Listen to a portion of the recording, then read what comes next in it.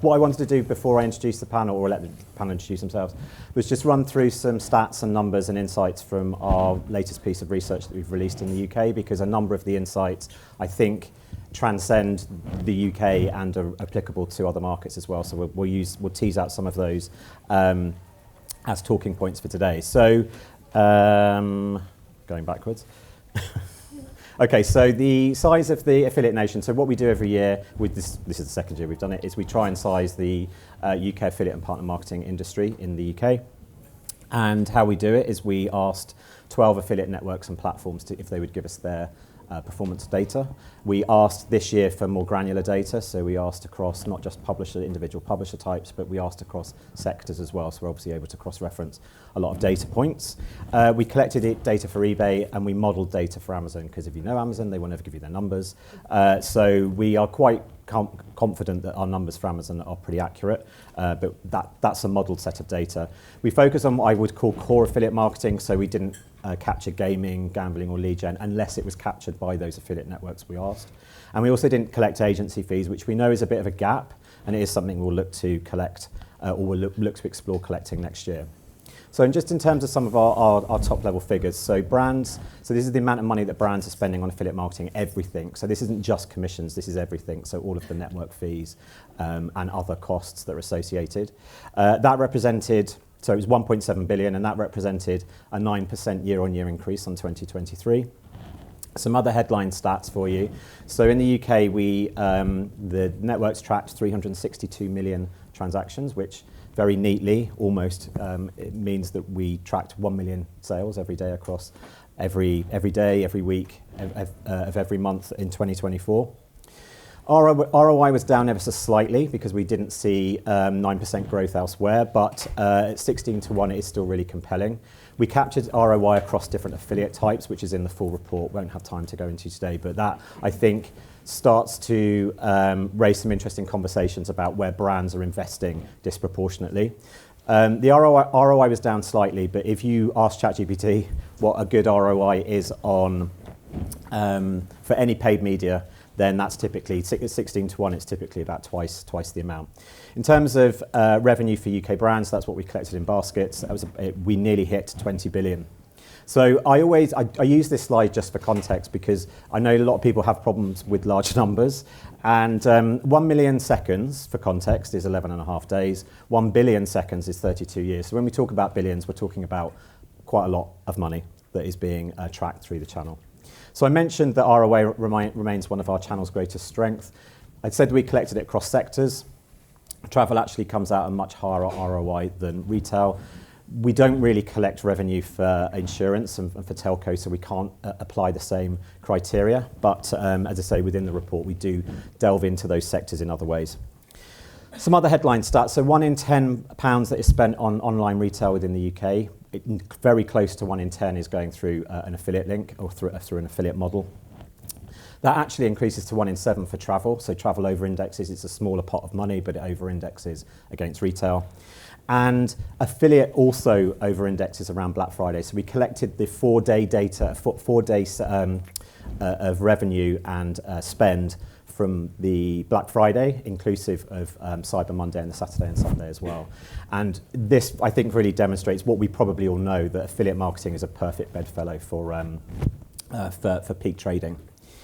In terms of where we're seeing growth from across different publisher types, so tech partners, sub-networks and CSS were our top 3, starting from smaller positions than voucher codes or cashback, but these are the areas that we're seeing the biggest growth.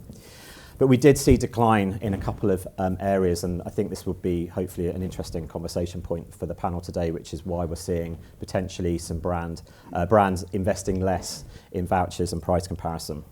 But we also asked the question, because we know that affiliate classification is problematic.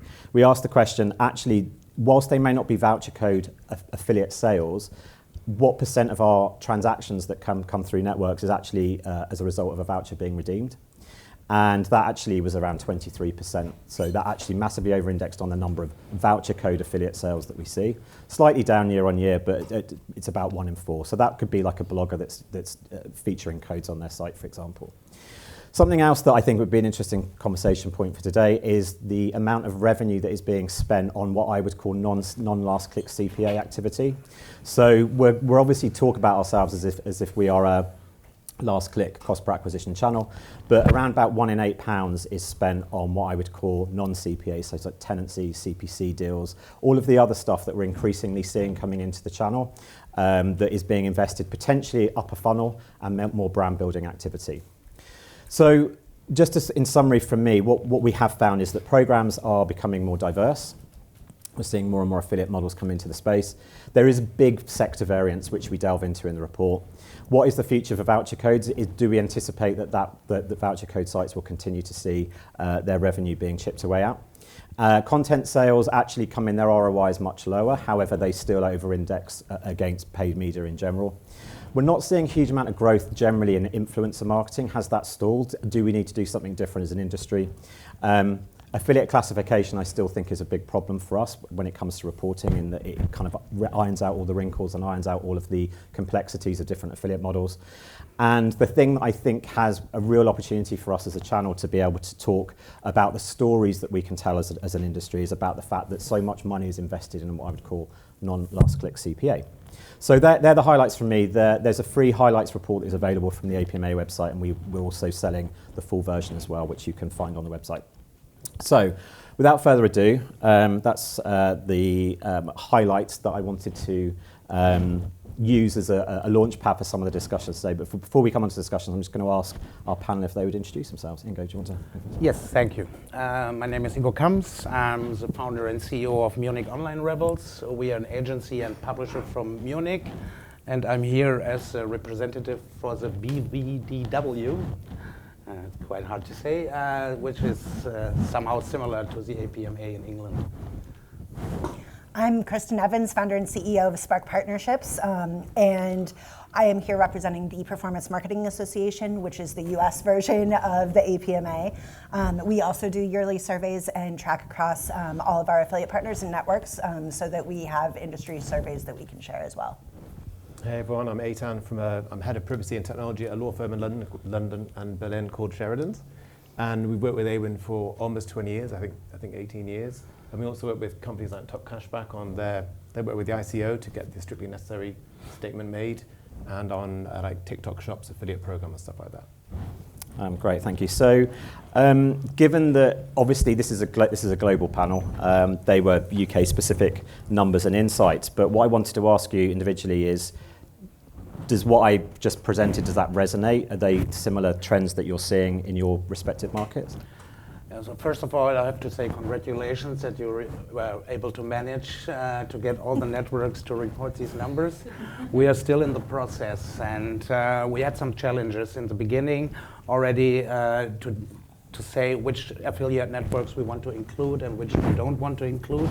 There are certain, like Digistore, for example, so we weren't sure about whether to include them or not.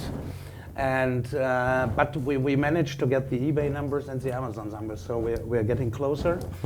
There are some other challenges because the networks, and perhaps you can tell us how you did this, the networks in the end are competitors, and they have the same interest in some kind, and we all have this interest to represent the affiliate industry as important against Google, against Facebook. These are our main competitors. But in the end, the affiliate networks are also competitors, and they don't trust each other. And so we are still working things out to get these numbers. We have a lot of numbers already collected, and I think they are quite on par with what you presented. Yeah, I'd have to agree. The PMA's survey comes out in July, but some of the early numbers that we've seen, the U.S. compounded annual growth rate was about 7% for e-commerce, whereas affiliate tracked at 13%. So we're actually, affiliates growing faster than regular e-commerce is. And that's a trend that we love to see, obviously. So we are also seeing a lot more investment in brand awareness. So that is very much in line with what Kevin presented as far as content being more expensive. But the brand part of it and the brand partnerships part of it is really driving a lot more e-commerce business. I mean, Eitan, do you want to have a Well, I can't talk about the state of the industry being an external lawyer, but I can say that the regulators are definitely, and certainly in the UK and perhaps more also across Europe, they're considering how they can maybe put more emphasis on programmatic, where they see there could be harm to individuals. For example, if a woman is pregnant and then has a miscarriage, there is harm if she's then targeted with the baby product. That's going to affect her psychologically and her well-being. And perhaps making it a bit easier for some of the other forms of marketing or measurement which are considered to be privacy preserving. Cool. Okay, so I will come on to talk a little bit about some of the privacy aspects and specifically affiliate classification as well a little bit later. But so this session today, we're talking both about challenges and opportunities. But so let's cover off a couple of the challenges that we've got to begin with. So in my presentation, I talked about sub-network growth, which we're seeing, pretty impressive double-digit growth, whilst voucher codes have declined. Now we know there's a lot of crossover between those two affiliate categories, which again I think lends itself to the problems that we see around affiliate classification. Is sub-network growth of 18% a positive news story? Yes and no. I mean, we definitely see a lot of content sites who utilize subnetworks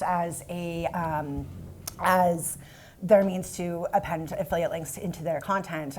However, many of those subnetworks are also driven by those bottom of the funnel partners, and they lack a lot of transparency, which is where, I think brands are really concerned with those relationships. So I think the subnetworks that are working with content are definitely a huge driver. However, if they are subnetworks that are primarily working with voucher sites, brands don't want that anymore. So it's a little bit of a mixed bag there. So I think there are two reasons for an affiliate to register at a meta network. Once you don't want to apply at all 700, 800 advertisers, or the other one, you got banned from working with the advertisers directly. And of course, both of these cases happen. Unfortunately, we say so. It's a growing concern with our clients and also inside the BVDW. You already have taken a survey about meta networks. We want to repeat that in Germany as well. The lack of transparency is, of course, is a huge problem, and you have certain publishers who hide behind meta networks, doing brand bidding with coupons, things they can't do in a direct relationship. And of course, there are publishers who want to hide behind meta networks. We do find that subnetworks are a great way for content partners to test into new relationships, though, because obviously it's a little bit less work, and they can really determine if it's a good relationship to move direct. And that's how I see a lot of US agencies in particular using subnetworks. Yeah, I mean, we recently carried the survey you mentioned. We carried out one a few years ago, probably about 5 or 6 years ago, and I think we had about 7 subnetworks that we asked for data for. And this time around we went out and there were 45. So I think we are generally seeing a big explosion in those. So it's about how we manage that growth, I guess. Yeah. The thing is also, when there are a lot of new models, and also I don't know how you define tech partners exactly, but so things like toolbars, extensions, where unfortunately the fraud is very hard to detect as well. And so I don't know whether you classified them as, I think you didn't ask for extension and toolbar traffic in particular in your survey, did you? We didn't, we did, but we didn't get very much data back for it because Awin, for example, doesn't have that as a separate classification. I think as a classification of affiliates, and I think that's pretty common. It's also quite difficult. How do you split out like Honey's traffic when they also offer cashback as well as vouchers, for example, and it's a toolbar? I think Honey is classified as a toolbar, and so they have this soft click attribution. But you have mixed publishers like a voucher site who has also an extension and things like that. So that might make it complicated to distinguish which publisher model they are really in. Yeah, I mean, I should say, obviously subnetworks offer a huge amount of value, and we work with some subnetworks, and we are looking to expand that project and showcase what good looks like, because we always want to push traffic and revenue towards best practice. So I wanted to talk about another threat that we that exists currently within the channel and whether it's a threat that will continue to grow or whether it potentially could go away. And that is around tracking consent. So Eitan, this is kind of your wheelhouse really. So can I just sort of ask, for the avoidance of doubt, if you can just explain to the audience kind of where does affiliate sit within the consent conversation? Okay, so there's two parts to consent. There's the consent to the data, and then there's consent to the cookie. They're coming from different laws. They're supposed to be supporting people's different human rights in the EU and UK. And for consent to personal data, that's one of a bunch of options. And actually, generally speaking, affiliate marketing is not considered to be super invasive, and you generally don't need consent for it. But for a cookie, it's just binary. Do you need is it a cookie? And it will require consent unless it's strictly necessary for a service the individual's asked for. So with cashback, we've got cashback companies who are getting it in the neck from their users because their cashback isn't being apportioned. They're obviously asking for the service. So the cashback service itself is being requested, and therefore that cookie can be exempt, and that's now clear from different regulators, most recently in the UK. And then the trajectory of this is that after years, I mean, we're talking 7-8 years now, the cookie rules haven't been super well enforced. Actually, they've been around since 2011. We're starting to see that enforcement go up, but we're also starting to see conversations about exemptions because everyone is now just blind and spamming accept or reject, and they're not really thinking about how they're engaging with this question, which is supposed to be to support their human rights. So what we're hoping to see in the summer in the UK and then perhaps also across Europe is to see a conversation begin about, do we really need to do consent for every last cookie? It doesn't even have to be personal data. So just choosing like a non-unique cookie to set a language also requires consent. So it's totally overkill. There was always supposed to be a reform of these laws at the same time of GDPR, and it just kind of fell away in part of the EU legislative process. So now I can say the ICO in the UK considers the cookie law to be out of date. They want to find new ways to improve growth. They think it's totally inefficient and unnecessary, and it's not really helping anyone's well-being. It's not necessarily helping society. So how do we go a bit easier? So I think we can expect that there will be more cookie enforcement, but hopefully there'll be more specific exemptions for some cookies. And the new privacy law that's coming through in the UK and should be finished in the coming weeks rather than months will provide a mechanism by which classes of cookies can be formally exempted under the law as technology and behaviours evolve. Does that answer the question? Sounds good. Yeah. Christen, I know that from a US perspective, this isn't something that you've had to contend with, but what's the direction of travel that you're feeling? Yeah, I mean, I agree with everything you just said. Short and sweet. I think that we're definitely moving toward the people blindly accepting, like, hi, that's me. I do that. It's fine. I'm the standard consumer. I use Honey. I use coupon sites. It's terrible. But people blindly accepting is absolutely true, and they don't necessarily understand what they're accepting about. So I think it is a little bit education, but it is also moving toward like really making it effective and impactful versus just what it is now. And Ingo, we've obviously had specifically around the cashback exemption, which we've had explicit guidance from in the UK and in France. Yes. What are the conversations in Germany? Also in Belgium, I think there was something. I have to say I'm not on par on a daily basis, but I think for now cashback is accepted because it's something that the user wants, and so we accept cashback cookies without a consent again. But otherwise, all the models say we need a consent to put out an affiliate cookie. There are some networks still in Germany who think affiliate cookies can be written so you can do it. I'm looking for a word I don't find. So So there's some network who still think you can put out affiliate cookies without a consent. But all over, it's common sense that you need a consent to set an affiliate cookie. Okay. So let's talk about some opportunities now. So one of the things that I touched on in the slides was the £221 million that we've kind of estimated is being spent on what I'd call non-last click CPA, and that's increased year on year. We only collected it for 2 full years, but I'm fairly sure that has increased over the years. How much is that being led, would you say? Well, first, is that a trend that you're also seeing, but how much of that is being led, do you think, by brands wanting to invest in upper funnel content, more hybrid deals, more brand building opportunities? I think that's absolutely what they're doing. That's why that's gone up. From thank you. From a personal standpoint, when I'm managing my clients, we definitely are investing a lot more than I have in previous years. Like right now, I have so many brands that are investing in that upper funnel content, investing in influencer, investing in CPC to test into new partnerships. It's super fun right now, honestly, I love it.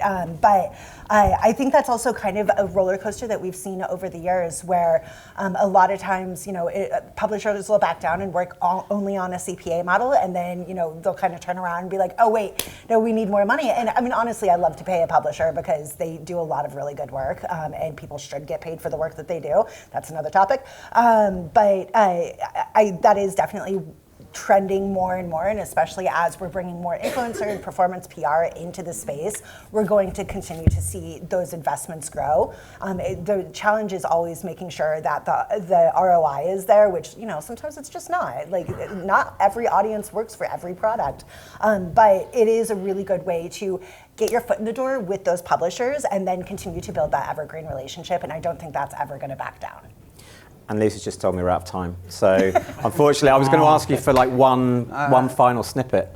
One quick sentence. It comes down to last cookie wins. So of course, all the publisher models that are at the end of the customer journey with our last cookie wins approach, it is not possible for a lot of content publishers. So the publishers that are working in the upper funnel to work without additional money. So we have to work on multi-touch attribution, and Awin is doing it, I heard this morning. Great.